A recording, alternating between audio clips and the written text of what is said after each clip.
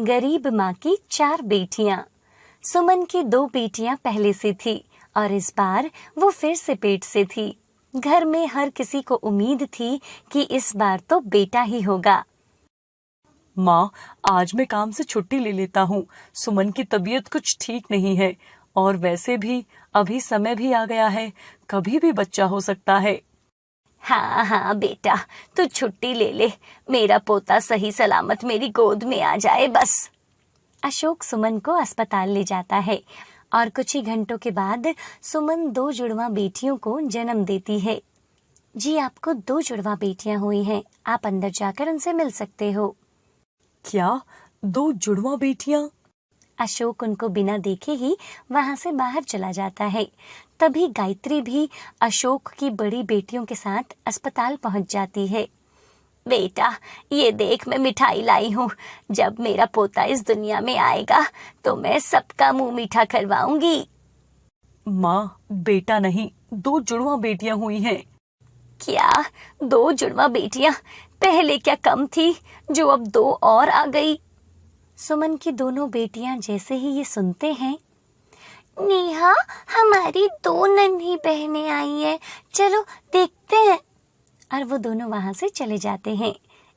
इधर गायत्री और अशोक 2 बेटियां होने से बहुत दुखी थे। बेटा तू चल, इसको हम अपने घर ही नहीं लेके जाएंगे। ये तो बेटियां पैदा कर करके तुझे कंगाल ही कर देगी। इनकी शादी कौन करेगा? चल तू मेरे साथ चल, मैं तेरी शादी दोबारा करवाऊंगी और ऐसी बहू लाऊंगी जो हमारे वंश को आगे बढ़ा सके।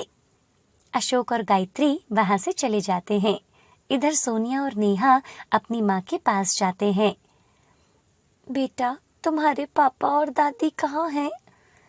माँ, वो दोनों तो बाहर खड़े हैं। सुमन बहुत समय तक इंतजार करती है लेकिन वो अंदर नहीं आते। ये माँ जी और अशोक कहाँ रह गए? अब तक नहीं आए। आखिर एक बार आकर देख तो लेते इन मासूम को। इसमें इन मासूमों की क्या गलती है? सोनिया बेटा, जरा बाहर देखकर आना, ये लोग कहाँ चले गए?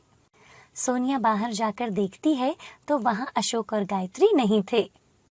माँ, पापा और दादी तो वहाँ पर नहीं है, वो लोग घर चले गए होंगे। सुमन तब समझ गई थी। अगले दिन सुमन अपनी दोनों जुड़वा बेटियों को और अपनी बड़ी बेटियों के साथ घर पर जाती है। दादी, दरवाजा खोलो, देखो हम अपनी बहनों को लेकर आए हैं। अशोक और गायत्री दरवाजा खोलते हैं। अरे यहाँ कहाँ चली आ रही है तू? अपनी इन बेटियों को लेकर यहाँ से दफा हो जा। आज से इस घर के दरवाजे तेरे लिए हमेशा के लिए बंद हो गए हैं।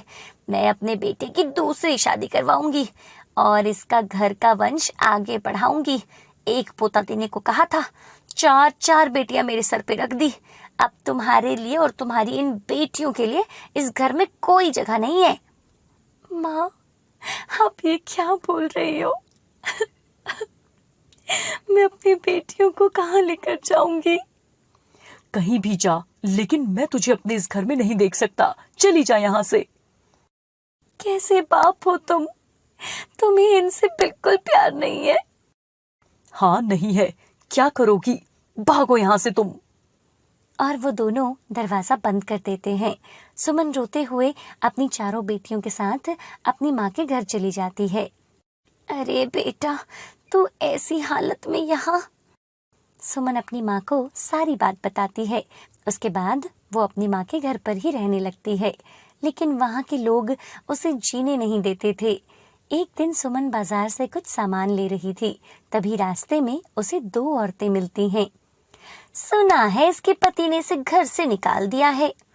अरे अब 4 बेटियों को कोई कैसे पालेगा, इसलिए तो घर से निकाल दिया।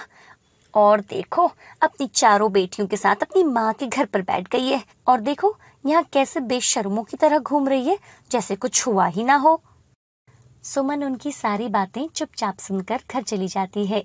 अगले दिन, माँ, तुम बच्चियों का ध्यान रखना, मैं कुछ काम ढूंढने जाती हूँ, कोई ना कोई काम तो मिल ही जाएगा। सुमन अपनी बेटियों को अपनी माँ के पास छोड़कर काम ढूंढने के लिए चली जाती है और उसे मजदूरी का काम मिल जाता है।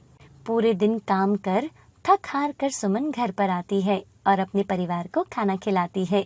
ऐसे ही वो हर रोज काम करने जाया करती थी और बेटियों को स्कूल में भी डाल देती है। कुछ समय के बाद सुमन की माँ भी इस दुनिया को छोड़कर चली जाती है। मजदूरी से इतने पैसे नहीं मिल रहे थे, इसलिए अब सुमन 2 घरों में साफ सफाई का काम भी शुरू कर देती है। इस काम में मेहनत तो बहुत करनी पड़ती थी, लेकिन इससे उसे अच्छे पैसे मिल जाते थे, जिससे उसके घर का खर्चा चल रहा था और बेटियां भी सरकारी स्कूल में पढ़ रही थी। सुमन की बड़ी बेटी सोनिया पढ़ने में बहुत होशियार थी। देखिए, आपकी बेटी पढ़ने में बहुत होशियार है। मैं इसकी आगे की पढ़ाई का खर्चा कर दूंगी, आप बस इसे पढ़ने से मना मत करना। मैं भी यही चाहती हूँ कि ये खूब पढ़े और अपना नाम कमाए। कुछ ही दिनों के बाद, सुमन, मैं तेरी बड़ी बेटी के लिए रिश्ता लेकर आई हूँ। मेरे मामा का बेटा है, बहुत बड़ा घर है, तेरी बेटी वहाँ राज करेगी। सोनिया तो अभी सिर्फ 16 साल की है। मैं अभी अपनी बच्ची की शादी नहीं करूंगी। पहले वो पढ़ लिख ले, कुछ बन जाए, उसके बाद सोचूंगी। पढ़ लिख कर कौन सा अफसर बन जाएगी? मैं तो तेरे भले के लिए ही आई थी। 4 बेटियां पैदा की हैं, समय पर शादी नहीं करेगी तो ये सब कुंवारी रह जाएंगी। देखिए, आप यहाँ से जा सकती हैं। मेरी बेटियां हैं, मैं खुद देख लूंगी कि मुझे क्या करना है। और वो औरत भला बुरा बोलते हुए वहां से चली जाती है।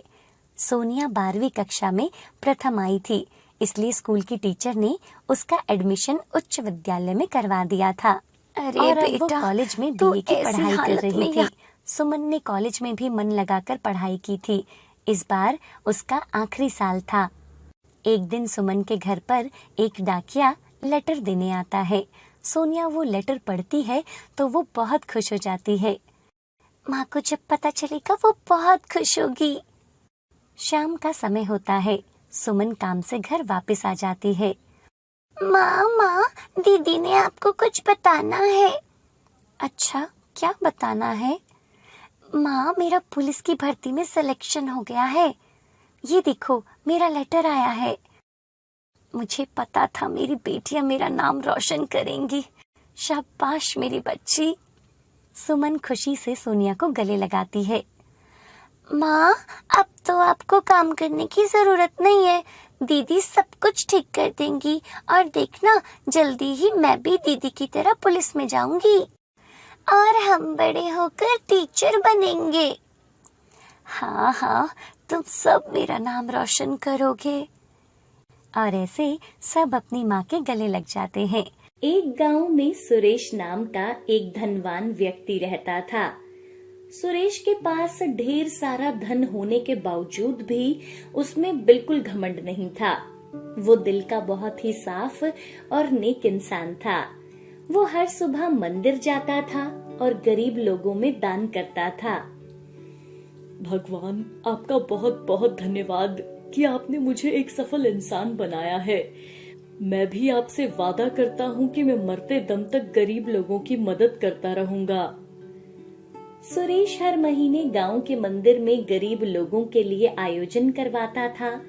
सबको वो भरपेट खाना खिलाता था और उसके बाद सभी को कपड़े भी दान किया करता था।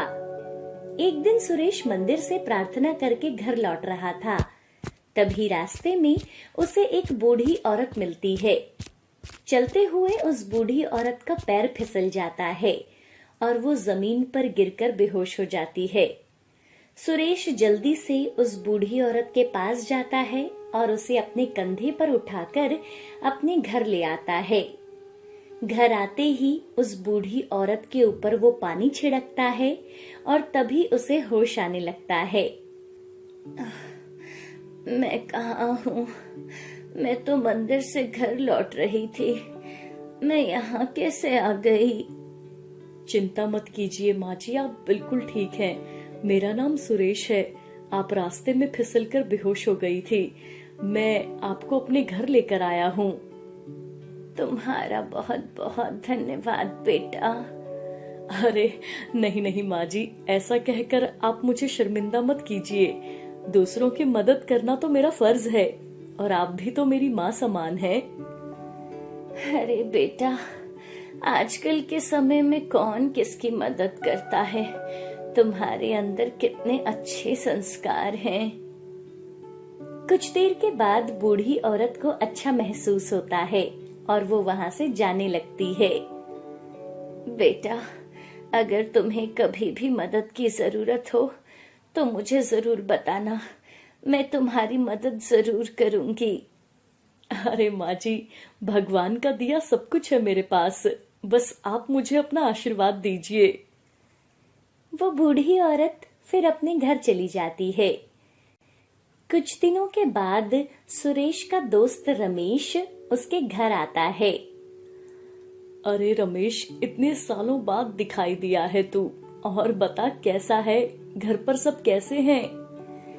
अरे यार भाई, क्या बताऊं, मैं जिस कंपनी में जॉब करता था उस कंपनी का तो दिवालिया निकल गया है। क्या बात कर रहा है भाई, तू तो एक अच्छी कंपनी में जॉब करता था। अरे भाई, जब किस्मत ही खराब हो तो क्या कर सकते हैं। मकान का किराया और अब बच्ची का स्कूल में एडमिशन भी करना है। मुझे तो कुछ समझ नहीं आ रहा कि मैं क्या करूं। अरे भाई, तू चिंता मत कर, ऊपर वाला सब कुछ ठीक कर देगा। तू मुझे बता, मैं तेरी क्या मदद कर सकता हूँ? सुरेश, मैं मदद मांगने ही तो तेरे पास आया हूँ। देख दोस्त, मुझे पैसों की जरूरत नहीं है। मैं कहीं इधर उधर काम करके अपने घर का गुजारा कर लूंगा। मुझे अपनी बच्ची का एडमिशन स्कूल में करवाना है, और तुझे तो पता है तेरे अलावा मेरा इस दुनिया में कोई नहीं है। एडमिशन करवाने के लिए बस तेरे साइन की जरूरत है मेरे दोस्त। सुरेश रमेश की बात सुनकर पेपर्स को बिना पढ़े ही उस पर साइन कर देता है और रमेश वापस अपने शहर लौट जाता है। कुछ दिनों के बाद रमेश सुरेश के घर आता है। अरे ओ सुरेश, कहाँ है? चल घर से बाहर निकल। अरे क्या हुआ रमेश, तू ऐसे बात क्यों कर रहा है? अरे जल्दी से मेरा घर खाली कर, मेरे पास टाइम नहीं है। अरे तूने जो उस दिन पेपर पर साइन किए थे ना, वो कोई एडमिशन के पेपर नहीं थे, बल्कि उस पेपर पर साइन करके तूने अपनी सारी संपत्ति मेरे नाम कर दी थी। रमेश, मुझे तो अपनी आंखों पर विश्वास ही नहीं हो रहा है कि तू मेरे साथ ऐसा कर सकता है। मैंने तुझ पर कितना विश्वास किया, और तूने पैसों के लिए मेरे साथ इतना बुरा किया, मैंने कभी नहीं सोचा था। अरे चलो चलो, मेरे पास इतना समय नहीं है, जल्दी से मेरा घर खाली करो। रमेश सुरेश को उसी के घर से धक्के मारकर बाहर निकाल देता है। सुरेश दुखी और हताश होकर अपने ही घर से चला जाता है। चलते चलते गांव से दूर एक पेड़ के नीचे वो बैठ जाता है। पास ही में वहीं एक बूढ़ी औरत गुजर रही थी। जब वो सुरेश को देखती है तो वो उसके पास आती है। अरे बेटा, तुम इतने परेशान क्यों नजर आ रहे हो? क्या बताऊं माँ जी, मैं अपनी फूटी किस्मत पर रो रहा हूँ। मेरे दोस्त रमेश ने चालाकी से मेरी सारी संपत्ति अपने नाम करा ली है, और मुझे मेरे ही घर से निकलना पड़ा। मुझे कुछ समझ नहीं आ रहा माँ जी कि मैं अब क्या करूं। बेटा, तुम्हारे दोस्त ने तुम्हारे साथ बहुत बुरा किया है, पर तुम चिंता मत करो। तुम मेरे साथ मेरे घर चलो। तुम अब से मेरे घर पर ही रहना, और मेरे आम के ढेर सारे पेड़ भी हैं। मैं तो बूढ़ी हो चुकी हूँ, तुम मेरी मदद कर दिया करना। सुरेश बूढ़ी औरत की बात मान जाता है और उसके साथ उसके घर आ जाता है। सुरेश उस बूढ़ी औरत के साथ रहता है। तब से सुरेश ही आम के पेड़ों की देखभाल करने लगा। जो पेड़ पर आम आते थे उन्हें तोड़कर वो बाजार ले जाकर बेचने जाता है। पूरे गांव में ये बात फैल जाती है कि सुरेश के दोस्त रमेश ने उसके साथ बहुत बुरा किया। जब सुरेश बाजार में जाकर आम बेचता है तो गांव के लोगों को सुरेश की इस हालत को देखकर अच्छा नहीं लगता। सुरेश सभी गांव वालों की मदद किया करता था, और आज उसको इस हालत में देखकर गांव वालों को बिल्कुल अच्छा नहीं लग रहा था। गांव के लोग एक एक करके सुरेश के सारे आम खरीद लेते हैं और देखते ही देखते उसके सारे आम बिक जाते हैं। जो पैसे आम बेचकर मिलते हैं, सुरेश उन्हें बूढ़ी औरत को जाकर देता है। ये लो माँ जी, ये पैसे आम बेचकर मिले हैं। नहीं नहीं बेटा, मैं ये पैसे नहीं ले सकती। ये तो तुम्हारी मेहनत की कमाई है, इन्हें मैं नहीं ले सकती। इन पैसों को तुम ही रखो। अगले दिन सुरेश पेड़ से आम तोड़ रहा था, तभी एक आम से आवाज आती है, इधर देखो, मेरी बात सुनो। अरे, क्या तुम बोल सकते हो? मैं कोई सपना तो नहीं देख रहा। हाँ हाँ, मैं बोल सकता हूँ। तुम कोई सपना नहीं देख रहे हो। मैं एक जादुई खट्टा आम हूँ। अगर तुम मुझे जब भी तोड़ोगे तो मैं सोने में बदल जाऊंगा और मेरी जगह फिर से एक नया आम आ जाएगा। सुरेश जैसे ही जादुई खट्टे आम को तोड़ता है, तभी वो सोने में बदल जाता है और उस आम की जगह फिर से एक और खट्टा आम आ जाता है। ये देखकर सुरेश बहुत खुश हो जाता है और बाकी के आमों को सुरेश बाजार में ले जाकर बेच आता है। ये बात सुरेश उस बूढ़ी औरत को जाकर बताता है। माँ जी, मुझे पेड़ पर एक जादुई खट्टा आम मिला। वो आम सोने में बदल गया। मुझे तो कुछ समझ नहीं आ रहा कि ऐसा कैसे हो गया। क्या आप इस बारे में जानती हैं? वो बूढ़ी औरत हंसने लगती है और फिर वो एक परी में बदल जाती है। हाँ सुरेश, क्योंकि सभी पेड़ों पर कुछ जादुई खट्टे आम हैं। ये सब मैंने ही किया है। हाँ, मगर आप कौन हो? मैं परी लोक से आई हूँ। जब तुमने मेरी मदद करी तो मैं समझ गई थी तुम एक अच्छे इंसान हो, मगर जब मैंने तुम्हें मुसीबत में देखा तो मुझसे रहा नहीं गया, इसलिए मैं तुम्हारी मदद करने आ गई। इतना कहते ही वो परी वहाँ से गायब हो जाती है। सुरेश फिर अपने काम में लग गया। सुरेश सोने के आम को संभाल कर रखता और बाकी आमों को बाजार में जाकर बेच देता। दूसरी तरफ रमेश को जुए की लत लग गई थी और वो अपनी सारी संपत्ति और वो घर जुए में हार जाता है और वो सड़क पर आ जाता है। सुरेश ने जो सोना जमा किया था उन्हें बेचकर वो अपना घर वापस ले लेता है और फिर से वो लोगों की मदद करने लगता है और अपना जीवन हंसी खुशी बिताने लगता है।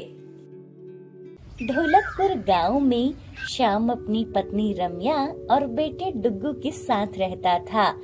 श्याम खेती करता था, लेकिन समय पर बारिश न होने से उसकी फसल तैयार नहीं हो पाती थी। श्याम के बड़े भाई किशन ने श्याम को बंजर खेत दिया था और उपजाऊ भूमि वाले खेत अपने नाम करवा लिए थे। श्याम और रम्या पूरे दिन खेतों में खूब मेहनत करते थे, लेकिन समय पर बारिश नहीं होती थी और उस खेत में सिंचाई भी नहीं हो पाती थी। एक दिन की बात है। डुग्गू बेटा, चलो अभी खाना खा लो, फिर मुझे बाकी के काम भी देखने हैं। माँ, क्या आप हर रोज रोटी और चटनी खाने को देती रहती हो? मुझे नहीं खाना ये खाना, कभी कुछ अच्छा भी बना लिया करो। अच्छा ठीक है, मैं कल कुछ अच्छा सा बना दूंगी, पर बेटा तुम अभी यही खा लो। डुग्गू खाना खाकर खेलने चला जाता है। रम्या अपने पति से कहती है, सुनो जी, कब तक यहाँ बारिश को देखते रहेंगे? आप ऐसा करो ना, शहर में ही जाकर कुछ काम देख लो, कम से कम हम अपने बेटे को भरपेट खाना तो दे पाएंगे। तुम सही कह रही हो रम्या, मैं भी अब इस बंजर खेत में काम करके थक गया हूँ। अगली सुबह, रम्या जल्दी करो, मुझे जल्दी निकलना होगा, तभी शाम से पहले जंगल को पार कर पाऊंगा, फिर आगे से बस मिल जाएगी। बस तुम डुग्गू का ध्यान रखना, मैं जल्द ही वापस आ जाऊंगा। ये लीजिए, मैंने कुछ भुने चने और गुड़ इसमें बांध दिया है, आप ना इसको खा लेना रास्ते में।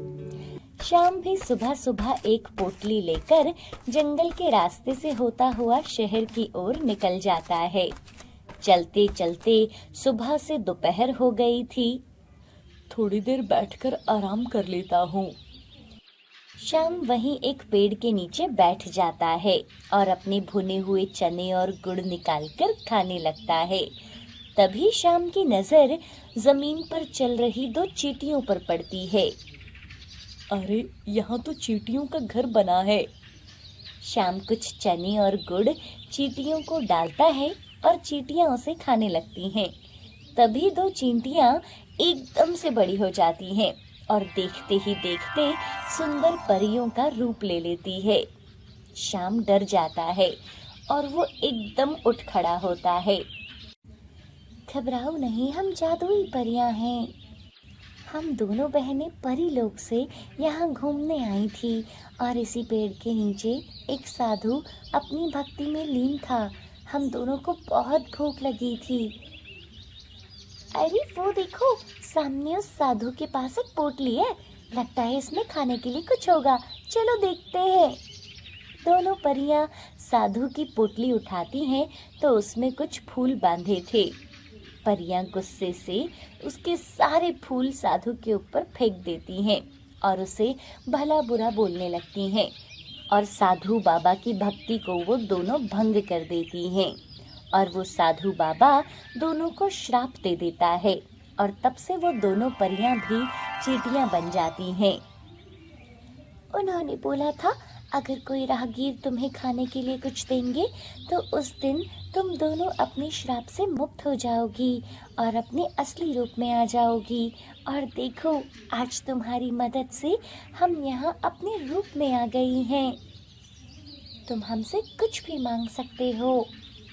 मेरे पास एक बंजर खेत है जहाँ कुछ भी नहीं उगता। अगर आप मेरी जमीन को उपजाऊ बना दो तो मैं अपने परिवार के साथ गांव में रहकर ही उनका पेट भर सकता हूँ। ये लो, ये मटर के बीज हैं। तुम इसे अपने उस बंजर खेत में बो देना और सब अच्छा होगा।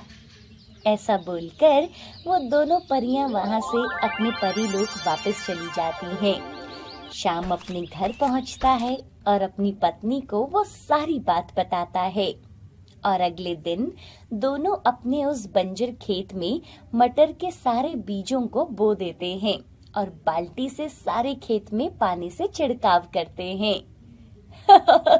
अरे भाई, इन दोनों को तो देखो कैसे बंजर खेत में पानी डाल रहे हैं। अब इसे कौन समझाए, बंजर भूमि से कुछ नहीं होता। श्याम बिना कुछ बोले अपने काम में लगा रहता है।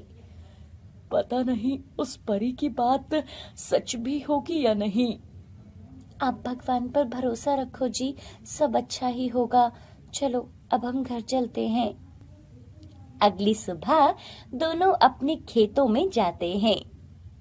अरे रम्या, ये तो सचमुच में ही कमाल हो गया। अरे, ये मटर की फसल तो एक दिन में ही तैयार हो गई है। शाम का पूरा खेत मटर की फसल से भरा हुआ था और गांव के लोग मटर की खेती देखकर हैरान थे। रम्या, चलो आज इन मटरों को तोड़ लेते हैं और फिर बाजार में बेच देंगे।